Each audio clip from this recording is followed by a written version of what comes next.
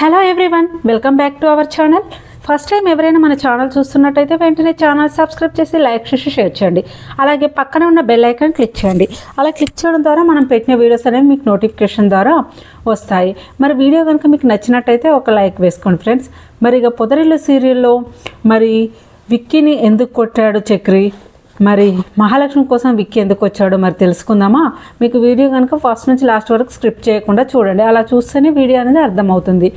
ఇక పొదరిల్లి సీరియల్లోకి వెళ్తే ఇక మహాలక్ష్మి కోసం విక్కీ ఇంటికి వచ్చేస్తాడు సరాసరి. ఎందుకంటే మహాలక్ష్మి ఇన్ని రోజుల నుంచి లీవ్లో ఉంటుంది కదా, ఏంటి ఏం కదా అని తెలుసుకోవడానికి ఇంటికి వస్తాడు. అలా ఇంటికి రాగానే గుమ్మం బయటనే చక్రి ఉండడంతో అక్కడనే ఎదురవుతాడు. ఈడేంటి ఇంటికి వచ్చాడు, అసలు ప్రతి ఎంప్లాయీ ఇంటికి కూడా ఇలానే వెళ్తాడా, అసలు ఎందుకు వస్తున్నాడు, అసలు మా ఇద్దరి మధ్యలో పానకంలో పుడకలా ఉన్నాడే అని చక్రి ఆలోచించుకుంటూ మాట్లాడుతూ ఉంటాడు. ఇక అలా ఇంట్లోకి రావడంతో ఇక చూసిన మహాలక్ష్మి ఇంట్లోకి రా విక్కీ, బయట ఎందుకున్నామని మాట్లాడడంతో ఇంట్లోకి వస్తాడు.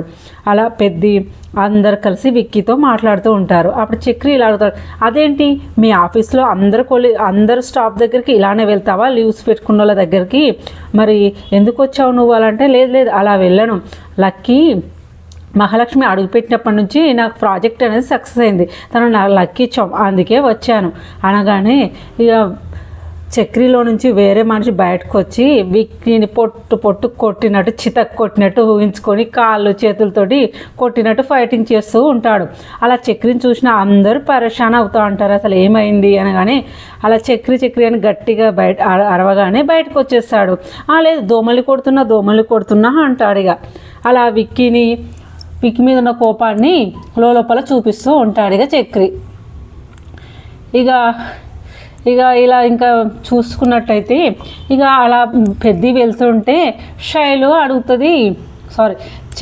కేశవాను శైలు అడుగుతూ ఉంటుంది, అసలు నన్ను ఎప్పుడు పెళ్లి చేసుకుంటావు, మన పెళ్ళి ఎప్పుడు జరుగుతుంది, అసలు నాకు ఇంట్లో ఎంత ఇబ్బంది అవుతుందో తెలుసా, అసలు నువ్వు నన్ను ఎప్పుడు పెళ్లి చేసుకుంటావు అంటే, నీకు తెలిసిన విషయమే కదా శైలు, పెద్దన్నయ్య పెళ్ళయ్యే వరకు నేను పెళ్లి చేసుకోనని, మాధవన్నయ్య పెళ్ళైన తర్వాతనే మనం పెళ్లి చేసుకుందాము, దయచేసి ఈ విషయంలో మాధవన్నయ్య పెళ్ళయ్యే వరకు నువ్వు ఇబ్బంది పెట్టకు, ఎలాగైనా మనం పెళ్లి చేసుకుంటాము, దయచేసి ఇబ్బంది పెట్టకు, నీ చెయ్యి ఎప్పుడు కూడా నేను వదిలిపెట్టను అని కేశవ శైలుతో చెప్తాడు. కానీ శైలుకు మాత్రం నేను ఎక్కడ మాట్లాడాలో అక్కడనే మాట్లాడతాను, ఎక్కడేం చెప్పాలో అక్కడే చెప్తానులే అని ఇక శైలు అనుకుంటూ ఉంటుంది. ఇది ఇలా ఉండగా ఇక చక్రికి మాత్రం ఒకటే లోపల ఆలోచన వస్తుంది. ఏంటంటే అప్పుడు చక్రి అంటాడు కదా, ఒకవేళ విక్కీ లవ్ చేస్తే ఏం చేస్తావు అంటే, లవ్ చేస్తే చేస్తాడు, దానిలో తప్పేముంది అని అడగడంతో కొంపదీసి మహాలక్ష్మి లవ్ గిట్లా చేయగలనా, ఏం చేయాలని అటు ఇటు తిరుగుతూ ఉంటే అప్పుడే కన్నా వస్తాడు. అరే నాకు చాలా టెన్షన్ ఉందిరా, మీ వదినకి నేను దగ్గర కావాలంటే ఏదన్నా ఒక ఉపయోగం చెప్పురా, లేదంటే ఆ విక్కీవాడు తనకపోయేలా ఉన్నాడు, ఆ విక్కీవాడు ప్రేమించేలా ఉన్నాడు అనగానే ఇక అప్పుడు కన్నా చక్రి బట్టలన్నీ తీసుకొచ్చి బయట వేస్తాడు. అసలు ఏం బట్టలు ఇవి, ఎవడైనా ఇలాంటి బట్టలు వేసుకుంటారా, అసలు ఆ విక్కీని చూడు ఎంత బాగా బట్టలు వేసుకొని హీరోలా ఉంటాడో, నీ బట్టలు ఉన్నాయి అనగానే ఇక రేపటి నుంచి చూడు మరో చక్రిని చూస్తావు అని ఇక తెల్లారేసరికి ఇక చక్రి తన దగ్గర ఉన్న మంచి బట్టలు వేసుకొని స్పెట్స్ పెట్టుకొని ఇక బయటికి వస్తాడు. అందరూ అలా బయటికి రాగానే హీరో లెవెల్లో బయటకు వస్తాడు, స్టైల్గా ఇలా కాలర్ ఎగరేసుకుంటూ వస్తాడు. అప్పుడు మహాలక్ష్మి చూస్తుంది, మహాలక్ష్మి చూసింది తనకు కూడా నేను స్పెషల్గా కనిపిస్తాను, హీరోలా కనిపిస్తాను అనగానే ఇక కన్ను ఒకవైపు కేశవ ఒకవైపు నవ్వుతూ ఉంటారు ఇక చక్రిని చూసి. అప్పుడు అలా నవ్వడంతో ఇక అప్పుడు చక్రి అంటాడు, అసలు ఎందుకు నవ్వుతున్నారా, నన్ను చూస్తే మీకేమైనా జోకర్లా కనిపిస్తున్నా, ఏమైనా డ్యాన్స్ చేస్తున్నానా, ఎందుకు నవ్వుతున్నావు అంటే, అదేంటిరా నేను చూస్తుంటే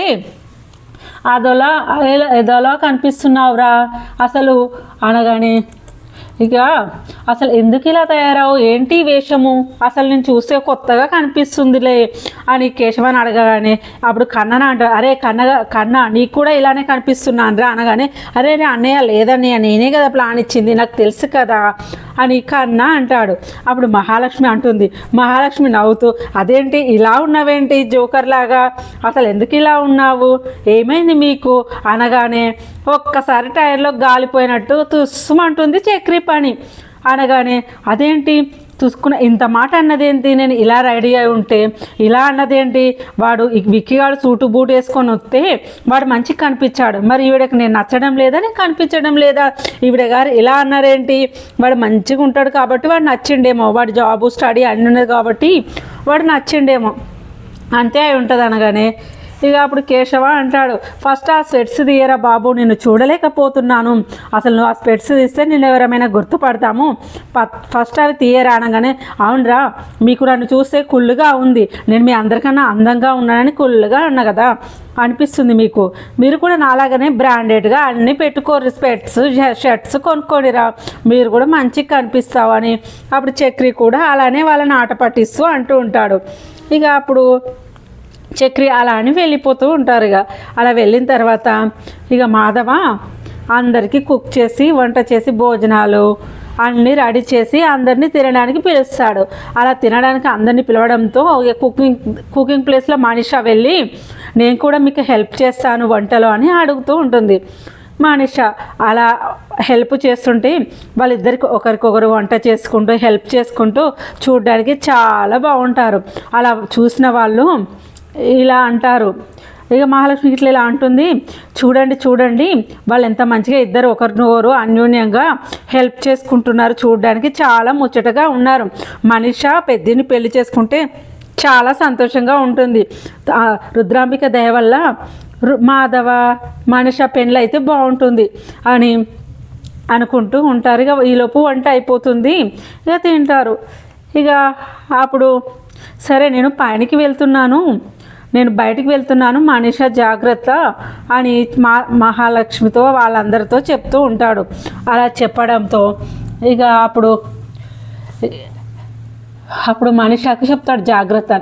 అప్పుడు మహాలక్ష్మి అంట, ఏంటి పెద్ది నువ్వు నాకు చెప్పాలి కదా, మీరు చూసుకోవడానికి మేము అందరం ఉన్నాం కదా, మనిషకు తనకు వచ్చిన భాష తనకు ఎవరి భాష కూడా అర్థం కాదు, అందుకే జాగ్రత్త అని చెప్పానమ్మా, కానీ నువ్వు మా ఇంట్లో మహాలక్ష్మి, నువ్వు మా ఇంటి దేవతవమ్మా అని మహాలక్ష్మిని పొగిడి ఇక అక్కడి నుంచి పనికి వెళ్తాడు. ఇక మాధవ అలా వెళ్తూ ఉంటే ఇక పని చేస్తూ ఉంటాడు. ఇక వెళ్ళిన తర్వాత పని చేస్తూ ఉంటాడు, తన కన్స్ట్రక్షన్ దగ్గర వర్క్ అవుతూ ఉంటుంది.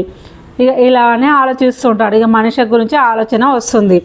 ఇక ఆలోచన రాగానే ఇక తను కూడా తన పక్కనే బాన్సీ కూడా ఉంటాడు కదా, అప్పుడు బాన్సీ కూడా ఇలా ఆలోచిస్తాడు, అసలు ఏం జరుగుతుందో ఏమో మనిషి లైఫ్లో ఏం అర్థం కావడం లేదు, తను ఎన్ని రోజులు ఇలా దాచుకుంటుంది, కొన్ని రోజులైతే మీ ఇంట్లో ఉంటుంది, మరి తర్వాత తన పరిస్థితి ఏంటి, వాడు మనిషను వదిలిపెట్టేలా లేడు, వాడు మనిషి కోసం మొత్తం వెతుకుతూ ఉన్నాడు, తనను కాదని మనిషి మెడలో ఎవరు తాళి కడతారో ఏమో, అసలు మనిషి పరిస్థితి ఏంటో ఏమో ఆలోచిస్తూనే ఏదోలా ఉంది, అసలు వాడు తనను వదిలిపెడతాడో లేదో అనగానే ఇక అప్పుడు మాధవ అంటాడు, ఏం టెన్షన్ పడకు, మనిషకు ఏదో ఒక దారి దొరుకుతుంది, నువ్వు బాధపడకు అని ఇక మనిషను మేము చూసుకుంటున్నాం కదా, ఏం టెన్షన్ పడకని బాన్సీకి ధైర్యం చెప్పి ఇక మాధవ అక్కడున్న పని అంతా కంప్లీట్ చేసుకొని మళ్ళీ ఇంటికి స్టార్ట్ అవుతూ ఉంటాడు. అలా స్టార్ట్ అవుతూ ఉంటే దారిలో శైలు కనపడుతుంది. శైలు మాత్రం మాధవ కోసమే చూస్తూ ఉంటుంది. అలా ఉండగానే ఒక నిమిషం ఆగండి, నేను మీతో మాట్లాడాలి అనగానే, ఏంటమ్మా మీ అన్న అమ్మ నాన్న మళ్ళీ ఎవరైనా పెళ్లి సంబంధం తెచ్చారా మరి ఏంటి అనగానే, లేదు నేను మీతో మాట్లాడడానికి మాత్రమే వచ్చాను, మీతో మాట్లాడాలి అనగానే, అది చెప్పమ్మా అంటే, నేను కేశవాన్ని పెళ్లి చేసుకోవాలని అనుకుంటున్నాను, మా పెళ్లి చేసుకోవాలని అనుకుంటున్నాం, ఎందుకంటే మా అమ్మ నాన్న ఎక్కడి నుంచి ఏ సంబంధం తీసుకొచ్చి చేస్తారో నాకు భయం అవుతుంది, అసలు మరి కేశవాన్ని అడిగితే ఇక కేశవ మాత్రం ఇప్పుడు పెళ్లి చేసుకోను అంటున్నాడు.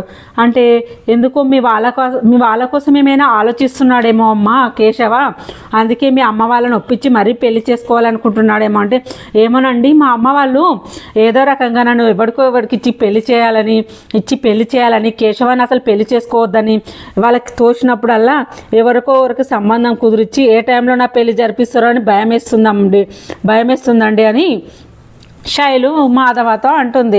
అప్పుడు మాధవ అంటాడు, నువ్వు టెన్షన్ పడకమ్మా, నేను కేశవతో మాట్లాడతాను, మీ పెళ్ళి ఎలాగైనా జరిపిస్తాను, మీ పెళ్ళి పక్కా జరిపిస్తాను, నువ్వు టెన్షన్ పడకమ్మా, మీ అమ్మ నాన్నలతో మాట్లాడి మరీ చేస్తానంటే, లేదు కేశవ పెళ్ళికి ఇప్పుడు సిద్ధంగా లేడు, అసలు పెళ్ళి అంటేనే ఇప్పుడు వద్దు అంటున్నాడు అనగానే, అదేంటమ్మా అలా అలా ఎందుకు అంటున్నావు, వాడు పెళ్లి చేసుకోకపోవడం ఏంటంటే, అవునమ్మా అవునండి, తను నా దగ్గర కండిషన్ తీసుకున్నాడు, ఇప్పుడు అప్పుడే పెళ్లి చేసుకోను, మా మాధవ్ అన్నయ్య పెళ్ళి అయిపోయిన తర్వాత నేను పెళ్లి చేసుకుంటాను, ఒకవేళ నేను ఇప్పుడు పెళ్లి చేసుకుంటే మా మాధవ్ అన్నయ్యకు సంబంధాలు రావు, అన్నయ్య పెళ్ళి అయిన తర్వాతనే నేను పెళ్లి చేసుకుంటాను, ఇప్పుడు మీ పెళ్ళి అయితే కానీ మా పెళ్ళి కాదండి, అదే కరాఖండిగా కేశవ మాధవ్ అన్నయ్య పెళ్లి చేసుకున్న తర్వాతనే మన పెళ్ళి చేసుకుందాం అని అంటున్నాడు. కేశవ పెళ్ళి నా పెళ్ళి జరగాలనుకుంటే మీ పెళ్ళి జరగాలండి, ఎలాగైనా మీ పెళ్ళి జరిగితేనే మా పెళ్ళి జరుగుతుంది అని గట్టిగా ఉన్నాడండి. మీరంటే పంచ ప్రాణాలు వాళ్ళకు చాలా ఇష్టం కదా, మిమ్మల్ని దాటి ఏ పని కూడా చేయడు, ఎందుకంటే మీకు పెళ్లి చేసిన తర్వాతనే తను పెళ్లి చేసుకోవాలి, హ్యాపీగా ఉంటామని అంటున్నారు. మీరు ఎంత త్వరగా అయితే అంత తొందరగా పెళ్లి చేసుకుంటే కేశవ నేను పెళ్లి చేసుకొని సంతోషంగా ఉంటామండి, లేదంటే మా అమ్మ నాన్న ఎవరికో ఒకరికి ఇచ్చి పెళ్లి చేస్తారు, కొంచెం ఆలోచించండి మా పెళ్లి గురించి నా గురించి అని అనగానే, అదేంటి వీడికి అసలు బుద్ధి ఉందా, అసలు ఏంటి వీడు నా పెళ్లి కోసం ఆలోచించడం ఏమిటి, ఆ అమ్మాయి ఎదిరించి వాళ్ళ అమ్మా నాన్నని ఎదిరించి మరీ పెళ్లి చేసుకుంటాను అంటుంది, వీడు వాళ్ళ అమ్మా నాన్నని ఒప్పించి పెళ్లి చేసుకోవాలి, కానీ నా పెళ్ళి అయ్యే వరకు పెళ్లి చేసుకొని ఆడడం ఏంటి, వీనికి అసలు మైండ్ పనిచేస్తుందా ఏంటి, అసలు వీని ఇంటికి వెళ్ళి అడగాలని ఇంటికి వెళ్ళి కేశవాన్ని నిలదీస్తాడు. అదేంట్రా శైలును పెళ్లి చేసుకోమని అడిగితే నా పెళ్ళి అయితే కానీ పెళ్లి చేసుకోనని చెప్పావంట కదా, ఎన్ని రోజులని చూస్తుందిరా అమ్మాయి, ఆ అమ్మాయి ఇంట్లో వాళ్ళు వాళ్ళ అమ్మ వాళ్ళ అన్న ఒకరు కాకుండా ఒకరు సంబంధం తెచ్చి ఆ అమ్మాయిని ఇబ్బంది పెడుతున్నారు, నా పెళ్ళి కోసము నువ్వు పెళ్లి చేసుకోకుండా ఆగొద్దు, నా పెళ్ళి అవుతుంది, నా పెళ్ళి అయ్యే టైం వస్తే అవుతుంది, నువ్వు ఫస్ట్ శైలుని పెళ్లి చేసుకో, ఆ అమ్మాయికి చాలా ఇంట్లో ప్రాబ్లంగా ఉంది అని కేశవకి మాధవ చెప్తాడు. అలా కేశవకి మాధవ చెప్పడంతో ఇలా అంటాడు, అసలు ఎవరు చెప్పారు నీకు ఇదంతా, ఎవరు చెప్పారు ఇదంతా అంటే, నీకు ఎవరు చెప్తే ఏంట్రా, నువ్వు పెళ్లి చేసుకో, ఆ అమ్మాయి పెళ్లి చేసుకుంటానప్పుడు చేసుకో, నేను వాళ్ళ ఇంట్లో వాళ్ళని ఒప్పించి మీ పెళ్లి చేస్తాను, నువ్వు పెళ్లి చేసుకో, నా పెళ్ళి అయ్యేటప్పుడు అవుతుంది అనగానే, లేదు నీ పెళ్ళి అయితే కానీ నేను పెళ్లి చేసుకోను, ఒకవేళ నువ్వు నన్ను బలమీటికి కూడా పెళ్లి చేసుకోమంటే కూడా నేను చేసుకోను, నీ పెళ్ళి అయిన తర్వాతనే నా పెళ్ళి, అంటే నువ్వు తనని ప్రేమించావు కదరా, అమ్మాయి ఇబ్బంది పడుతుందిరా ఇంట్లో అనగానే, లేదు నేను తనని ప్రేమించాను, కానీ నువ్వు నాకు ప్రాణము, నీ పెళ్ళి అయితే కానీ నా పెళ్ళి కాదు, నేను పెళ్ళి చేసుకోను, నీ పెళ్ళి అయిన తర్వాతనే ఆ అమ్మాయి వెడలో నేను 3 ముళ్ళు వేస్తాను అని మాధవతో చక్రి అంటారు. అప్పుడు ఇక ఒకవేళ నేను పెళ్ళి చేసుకున్నట్టయితే అసలు నీకు మళ్ళీ పెళ్ళి అవుతుందో కాదో అవసరం లేదు, నీ పెళ్ళి అయిన తర్వాత నేను పెళ్లి చేసుకుంటా, ఇదే విషయంలో చెప్తే మరి చక్రి పెళ్లి చేసుకున్నాడు, వాడు ఏ పరిస్థితిలో పెళ్లి చేసుకున్నాడు, ఏ టైంలో పెళ్లి చేసుకున్నాడు, ఎలాంటి పరిస్థితుల్లో పెళ్లి చేసుకున్నాడని ఏ ఒక్కరు ఆలోచించలేదు, పెద్దవాళ్ళని అలా పెట్టి మరి చిన్నవాడు ఎందుకు పెళ్లి చేసుకున్నాడని లోకం వేలెత్తి చూపిస్తున్నారు, అలా లోకం వేలెత్తి చూపించడం నాకు అవసరం లేదు, వాళ్ళ మాటలు పడవలసిన పని కూడా లేదు, ఇప్పుడు జనమంతా కూడా అందరూ అదే నమ్మి ఇప్పటికే మనకు శాపం ఉంది దోషం ఉంది అని అంటున్నారు, మా అన్నయ్యను ఎవరు కూడా వేలెత్తి చూపించకూడదు, అలా చూపించకూడదని అంటే నేను నీ పెళ్ళి తర్వాతనే నా పెళ్ళి అనేది చేసుకుంటాను, శైలు నేను పెళ్ళి చేసుకుంటాము, నీ పెళ్ళి జరిగితేనే మా పెళ్ళి జరుగుతుంది, నీ పెళ్ళి ఎప్పుడు జరుగుతుందో అప్పటి వరకు నేను ఇలానే ఉంటాను, నా కోసం శైలు ఎలాగో ఎదురు చూస్తూ ఉంటుంది, నేను అప్పుడు నీ పెళ్ళి జరిగితే మాత్రం నేను చేసుకుంటాను అని ఇక మాధవ చెప్తాడు. ఒకవేళ నీ పెళ్ళి జరగకుంటే నా పెళ్ళి కూడా జరగదు, నీ పెళ్ళి అయిన తర్వాతనే తన మెల్లో 3 ముళ్ళు వేసి నేను ఇంటికి తీసుకొస్తాను అని ఇక కేశవ మాధవతో అంటాడు. ఇక అలా అనడంతో ఖచ్చితంగా చెప్తాడు ఇక కేశవ. అలా చెప్పడంతో ఇక ఏం చేయాలనో తోచదు మాధవకి. అసలు నా పెళ్ళి అయితే కాదంటండి, నా జీవితం గురించి వీడి జీవితాన్ని ఆగం చేసుకుంటుండేంటి, వాడు పెళ్ళి చేసుకుంటే అయిపోతుంది కదా, అసలు ఎందుకు ఇలా ఆలోచిస్తున్నాడు, అసలు వాడు నా పెళ్ళి ఏ టైంలో అవుతుంది అనగానే అప్పుడు చక్రి అంటాడు, లేదన్నయ్య వాడు కరెక్ట్గానే మాట్లాడుతున్నాడు, వాడు ఎందుకంటున్నాడంటే నేను పెళ్ళి చేసుకొని రాగానే ఊరు వాడ అందరూ వేలెత్తి చూపించారు, ఇప్పుడు వాడు పెళ్ళి చేసుకుంటే అందరూ శాపనార్థాలు నీకున్న గండము నిజమవుతుంది అన్నయ్య, లేదు వాడు నీ పెళ్ళి అయితేనే వాడు తీసుకున్న నిర్ణయం కరెక్ట్, నీ పెళ్ళి అయితే కానీ మన పెళ్ళి కాదు అని అలా అనడంతో ఇక మాధవ ఆలోచనలో పడతాడు. అలా ఆలోచనలో పడడంతో నా వల్ల నా తమ్ముని పెళ్ళి ఆగిపోతుంది, అసలు నేను ఏం చేయాలి, నా తమ్ముడు ఎందుకు పెళ్ళి చేసుకోవడం లేదు అని ఆలోచిస్తూ ఉంటాడు. ఇక అలా మాధవ వస్తుంది. అలా ఇక మాధవ దగ్గరికి మనిష వస్తుంది. ఇలా అడుగుతాడు, వాళ్ళ బావ గురించి బన్సీ చెప్పాడు కదా, అడుగుతుండు అసలు ఏం చేయాలనుకుంటున్నావు మనిష, ఏంటి ఏం ఆలోచిస్తున్నావు అంటే, నేను ఏం చేయాలి, మా బావ నన్ను వదిలిపెట్టే ప్రసక్తే లేదు, తను నా కోసం వెతుకుతూ ఉన్నాడు, ఒకవేళ నేను మా బావని చేసుకున్నట్టయితే ఇక నాకు చావు తప్ప ఇంకేం లేదు, నాకు తనని చేసుకోవడం ఇష్టం లేదు, అస్సలంటే నాకు అస్సలు ఇష్టం లేదు అని మనిష బావ గురించి మాధవతో చెప్తుంది. ఇక మనిష చెప్పడం సగం అర్థమైన కాకుండా మ్యాటర్ అయితే అర్థమవుతుంది మాధవకి. ఇక మాధవకి మాత్రం చాలా ఆలోచనలో పడుతూ ఉంటుంది. ఇక మరుసటి రోజు ఇక మాధవ కోసం పెళ్ళిళ్ళ పేరయ్య సంబంధాలు తీసుకొని వస్తాడు. అలా సంబంధాలు తీసుకురావడంతో కానీ పెళ్ళిళ్ళ పేరయ్య తెచ్చిన సంబంధము సెకండ్ మ్యారేజ్ అమ్మాయిని తీసుకొచ్చి చేస్తాడు.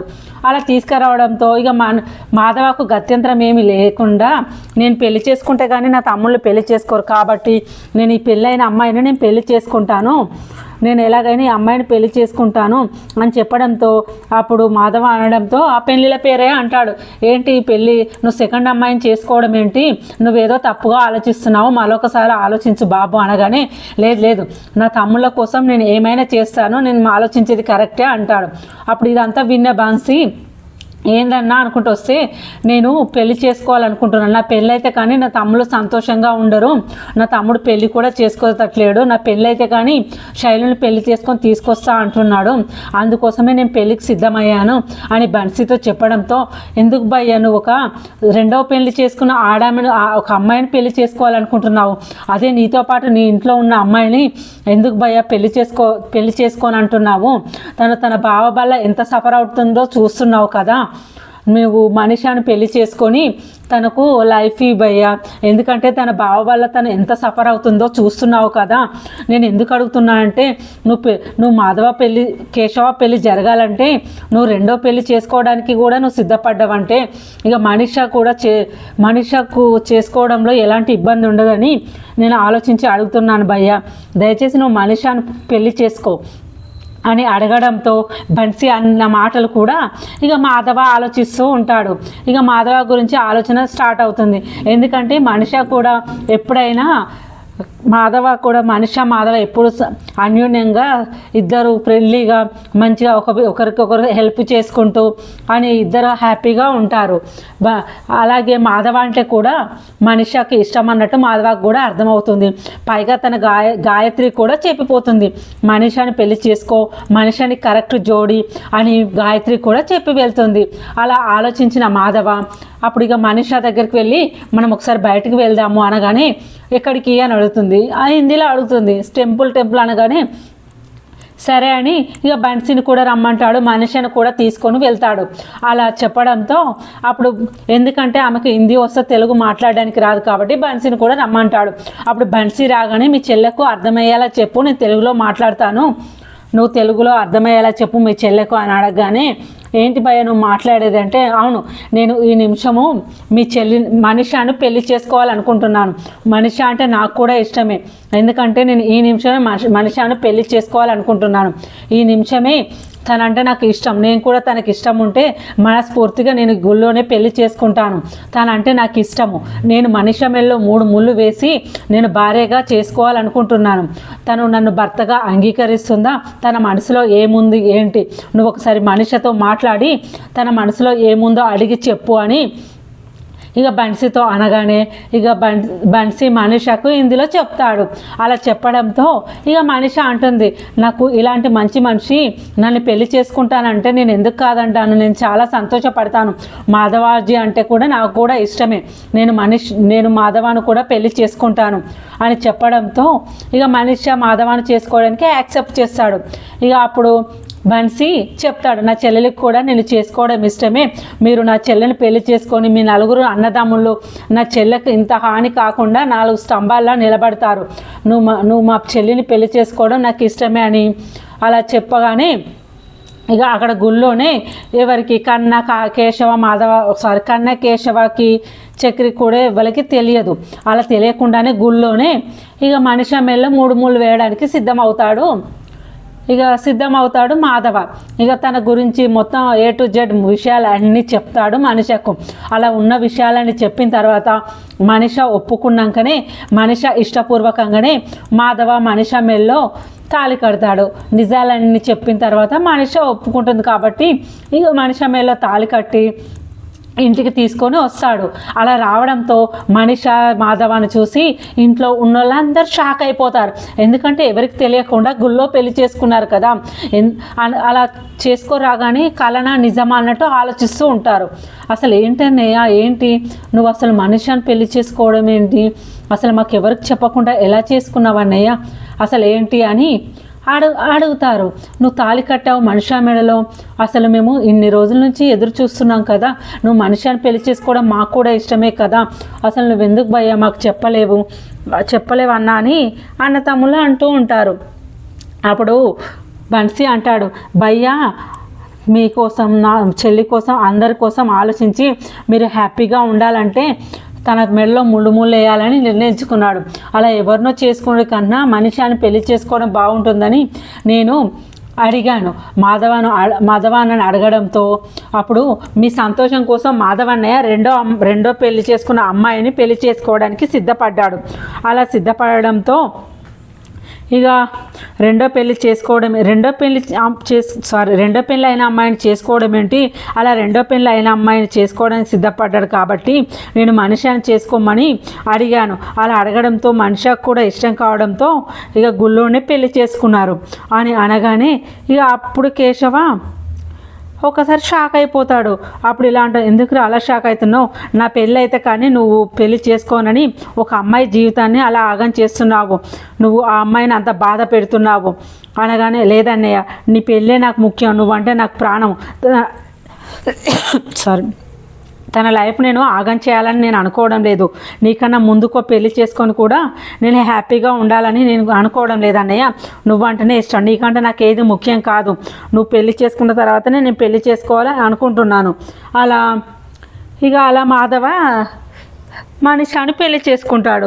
అలా మనిషాని పెళ్లి చేసుకోవడంతో అందరూ సంతోషంగా ఉంటారు. రుద్రాంబిక దేవి దయ వల్ల మనిషాని పెళ్లి చేసుకొని చాలా సంతోషంగా ఉంది. అలా మనిషిని పెళ్లి చేసుకొని వచ్చిన మాధవం చూసి చాలా హ్యాపీగా ఫీల్ అయిపోతూ ఉంటారు. అలా అందరూ మనిషిని చూసి ఇంటి పెద్ద కోడలుగా అందరూ అంగీకరించి చాలా హ్యాపీగా ఉంటారు. అలా అందరూ యాక్సెప్ట్ చేయడంతో నేను నా చెల్లెలు మీ ఇంటి కోడలుగా కావాలని నేను అనుకున్నాను, మీ అందరి అభిమానం నాకు చాలా ఇష్టం, మీరు మహాలక్ష్మిని చూసుకున్నట్టే నా చెల్లెల్ని కూడా చూసుకొని నా చెల్లెల్ని కూడా జాగ్రత్తగా చూసుకుంటారని ఒక కవచంలో నిలబడతారని నేను ఈ నిర్ణయం తీసుకున్నాను అని బన్సీ వాళ్ళతో చెప్పడంతో అందరూ చాలా హ్యాపీగా ఫీల్ అయిపోతూ ఉంటారు. ఇలా హ్యాపీగా మనిషాకి మాధవకి హారతిచ్చి ఇంట్లోకి తీసుకెళ్తారు. అలా ఇంట్లోకి తీసుకెళ్ళిన తర్వాత మా పెద్దదిన అని అందరూ సంతోషపడుతూ ఉంటారు. అలా ఈ ఎపిసోడ్లో అలా జరుగుతుంది. అలా మనిషకు వాళ్ళ బావ వల్ల హాని వల్ల కూడా పెళ్లి చేసుకుంటాడు. మనిషకు ఒక లైఫ్ అనేది ఇస్తాడు పెద్ది. అలా అలా మనిషాను పెళ్లి చేసుకుంటాడు పెద్ది. మరి శైలు కలిసి ఇట్లా కేశవ పెళ్లి చేసుకోవడం లేదు, మీ పెళ్ళి అయితే కానీ మా పెళ్ళి కాదు అని చెప్పడంతో మాధవకి ఆలోచన వచ్చి అలా పెళ్ళిళ్ళ పేరుతో రెండో సంబంధం గురించి మాట్లాడడంతో అది విన్న బన్సీ అలా రెండో సంబంధం చేసుకోవడం ఏంటి భయ్యా, నా చెల్లెని చేసుకో అనడంతో మనిషికి ఇష్టపడి మనిషికి ఉన్న నిజాలు చెప్పి మరి మాధవ పెళ్లి చేసుకుంటాడు. ఆ పెళ్ళి కూడా ఇంట్లో అందరూ యాక్సెప్ట్ చేశారు. మరి రాబోయే కథలో ఇది ఇలానే జరుగుతుంది. రాబోయే ఎపిసోడ్లో ఇలా జరగాలని అనుకుందాం. మరి మన వీడియో కనుక నచ్చితే వెంటనే లైక్ చేసి సబ్స్క్రైబ్ చేసి షేర్ చేయండి. అలాగే మీకు వీడియో కనుక నచ్చితే లైక్ చేయండి. మరి మన మహాలక్ష్మి చక్రిని భర్తగా అంగీకరించాలని మీలో ఎంతమంది కోరుకుంటున్నారో అలా కోరుకునే వాళ్ళు ఒక్క లైక్ వేయండి. అలాగే thank you for watching our videos friends. Thank you.